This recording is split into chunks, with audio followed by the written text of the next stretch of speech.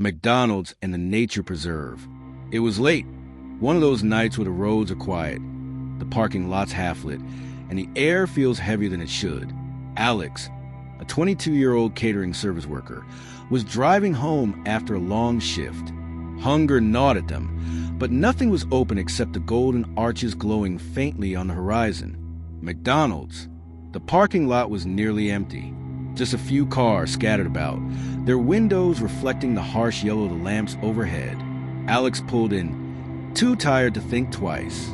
They ordered a burger and fries through the drive-thru, then parked to eat. That's when they noticed it. An old, beat-up Volkswagen sat parked a few rows away. Rust freckled the edges of the doors, and one headlight was cracked. Nothing unusual at first, until Alex realized it had been there when they drove in, headlights on, engine running. The driver sat motionless inside, just watching. Alex brushed it off. Late-night McDonald's had its share of weird vibes.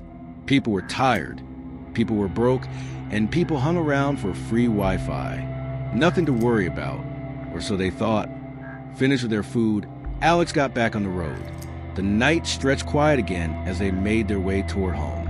The quickest route took them past the local nature preserve. During the day, it was peaceful. Hiking trails, picnic tables, families taking photos. But at night, it was something else. The trees loomed like walls, and the gravel lot at the entrance sat cloaked in darkness. Alex turned in, planning to pull over for a quick call to a friend before the last stretch home. As they parked, their stomach dropped.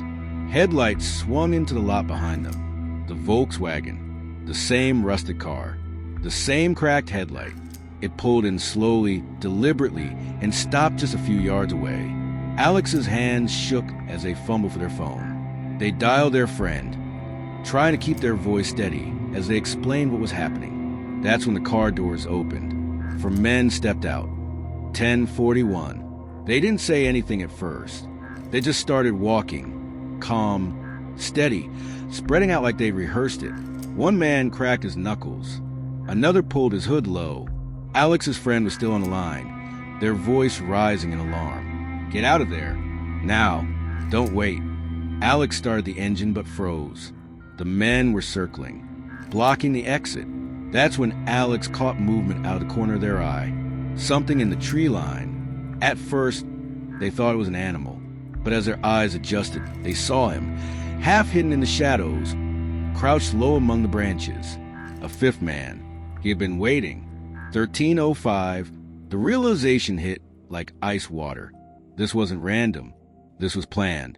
Alex slammed the car into reverse, the tires spitting gravel. One of the men lunged, pounding on the driver's side window.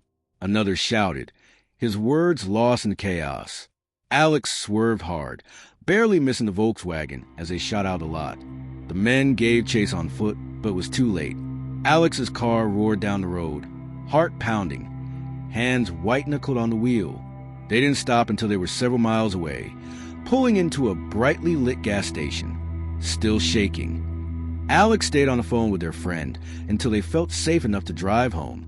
But the story didn't end there. 14:16. The next day, Alex went to police. They gave every detail. The Volkswagen, the four men, the one waiting in the trees. Officers listened carefully, then exchanged uneasy glances, because they knew that car, and they knew its driver. Just a week earlier, McDonald's had fired a night shift worker from that same location. The man had a record: harassment, trespassing, and even stalking. He was known for hanging around parking lots, watching employees as they left late at night. Now he wasn't alone. He had a small circle of friends, men who followed his lead. The Volkswagen belonged to him. Alex realized with a sick twist in their gut. The whole encounter had been orchestrated. The McDonald's parking lot wasn't a coincidence.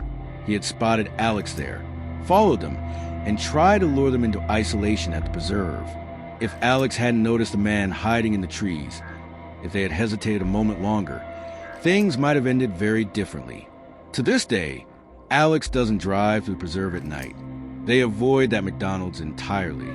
And sometimes when a set of headlights pulls in behind them on an empty road, their heart still jumps into their throat, because they'll never forget the Volkswagen, the shadows, the footsteps in the gravel, and the man waiting in the trees. Sometimes the scariest moments come when we least expect them, when we're just grabbing food after work or pulling over to make a call. For Alex, an ordinary night turned into a brush with something darker, something planned. If you found yourself in Alex's shoes, what would you have done? Would you have driven into the preserve or kept going? Stay aware, stay safe, and remember, not every story ends with escape. Pushpin, thanks for watching. If you enjoyed this story, make sure to like, subscribe, and hit the bell so you don't miss the next one. And if you've ever had a chilling encounter of your own, share it in the comments below, because sometimes the truth is scarier than fiction.